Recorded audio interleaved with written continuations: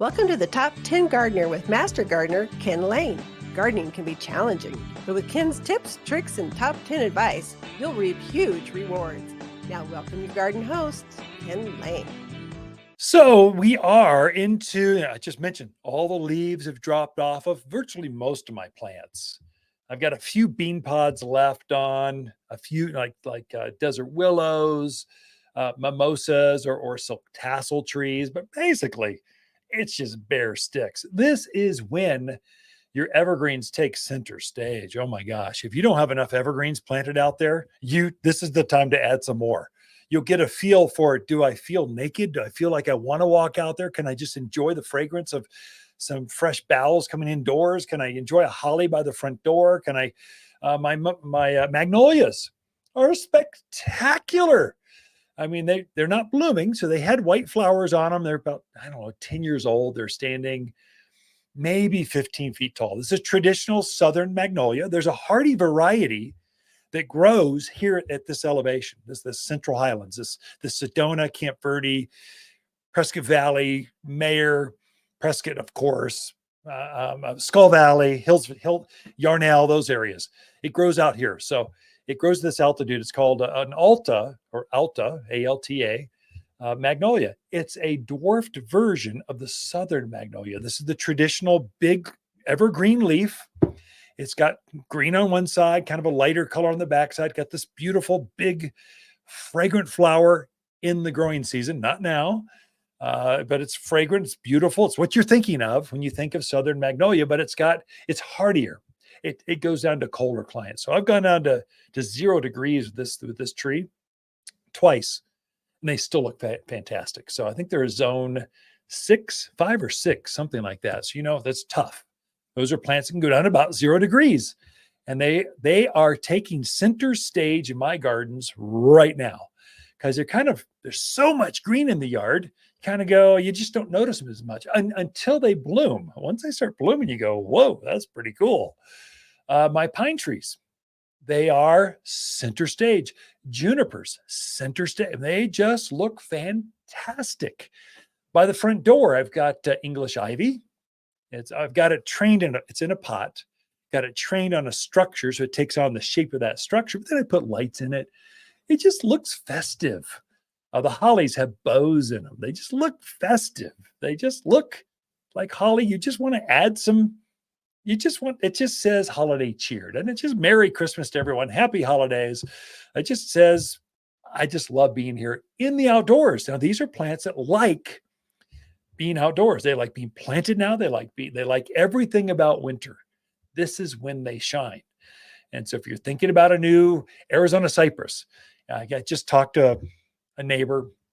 They got a new down the street. They have a new house. This lot's been open forever. Finally, a house is going up, being built right now.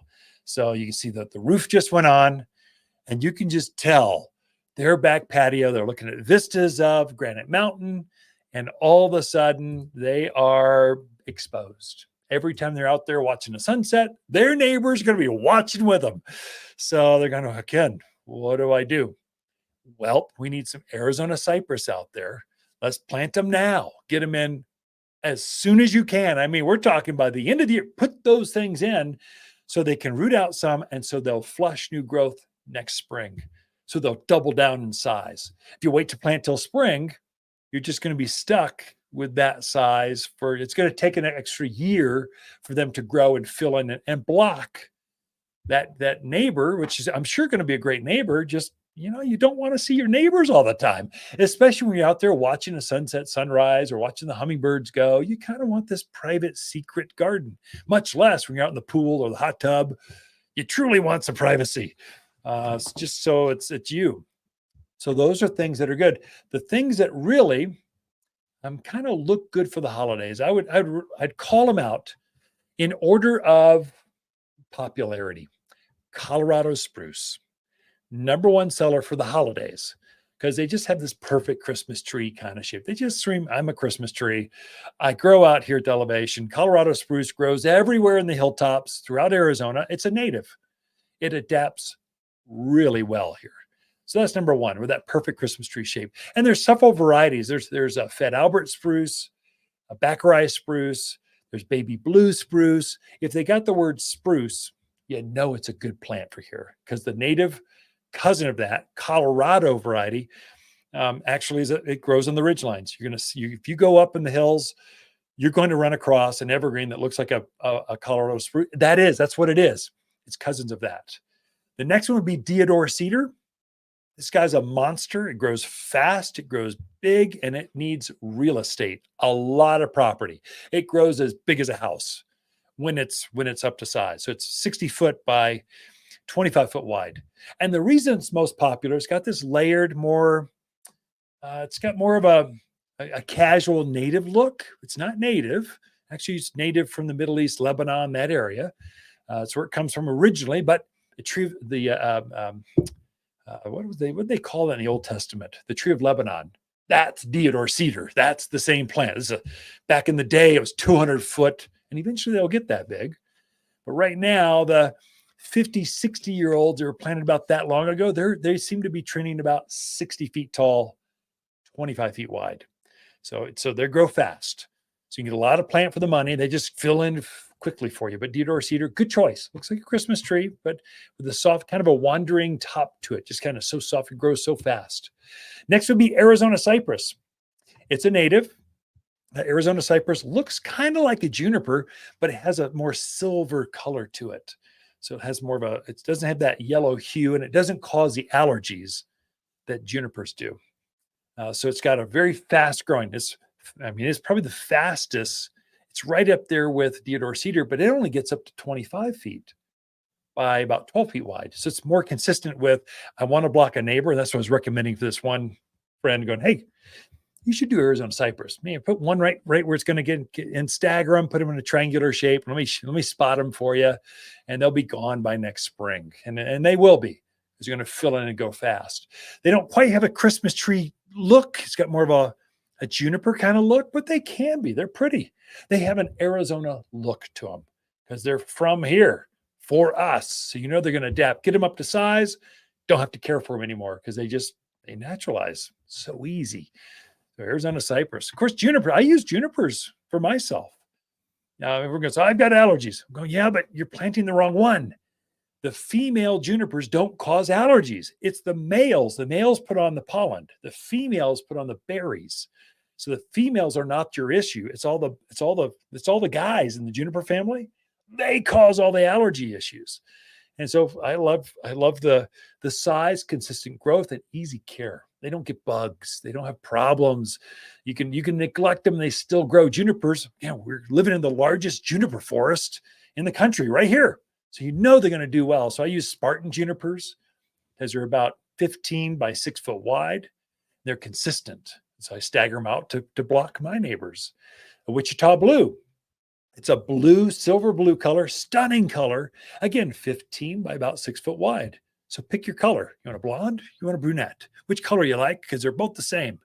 So you can go out, and there's got some bigger, some smaller. There's skyrockets. There's Italian cypress. That's basically a pencil in the yard. Grows up 50 foot tall by 3 foot wide. Not quite wide enough for me, but sometimes it looks handsome out there in the yard. Of course, Austrian pine. That's a direct cousin of ponderosa pine or pinyon pines. Pinyon pines would be another one. In fact, they have what they call single needle pinyon pine. That's the one they get the nut on. In fact, if I were planting a pinyon pine, I would go with a single leaf pinyon pine. It's got a bluer color, chubbier kind of needle to it. It's got a prettier pine coat, and you can get nuts on it. Whereas our native, the native one's a little slow. It's about 10, 15 years out before it actually gets a pine nut, and then they're small. Whereas the single needle looks very similar, gets the big chubby nuts to it. And then Austrian pine is direct cousin of ponderosa pine. It's a long needle pine, but it keeps its foliage right down to the ground. So for privacy, it's a much more handsome, fuller, thicker, blocking, private kind of tree. And it decorates really well. Put little red bows, a few lights on it. It just screams happy holidays. And with that, I've got more.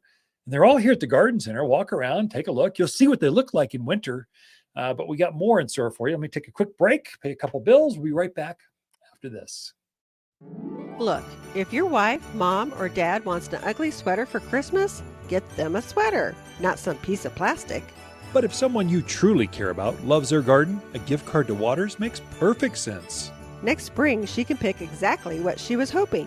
We all know it's not the same as a huge flower basket or fragrant rose, but hey, it's winter. Gardeners understand. Waters online gift cards are found at top10plants.com or at Waters Garden Center in Prescott. You're listening to Garden Master Ken Lain, owner of Waters Garden Center in Prescott. Join his daily podcast for timely garden advice seasonally right for the gardens. Ken can be found throughout the week at Waters Garden Center in Prescott or through his website at top10gardener.com.